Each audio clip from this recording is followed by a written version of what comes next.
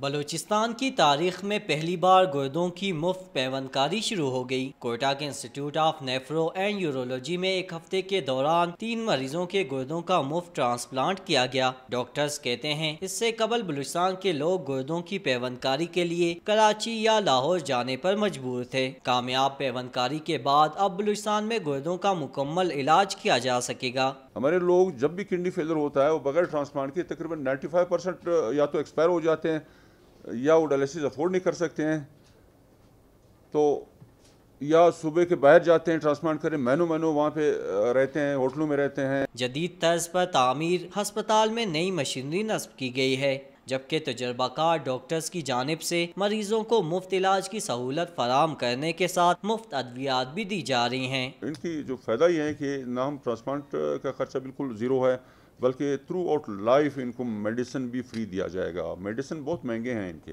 Per month خرچہ 8-10 ہزار کم سے کم ایک پیشنٹ کا ہوتا ہے۔ ڈاکٹروں کے مطابق نجی شعبے میں پیوند کاری کے ایک مریض پر 30 لاکھ تک کا خرچہ آتا ہے۔ کوئٹہ میں لیور ٹرانسپلانٹ کی مفت سہولت بلوچستان کے عوام کے لیے کسی نعمت سے کم نہیں۔ کیمرامین عبدالوحید کے ساتھ عاصم خان، ڈون نیوز، کوئٹہ۔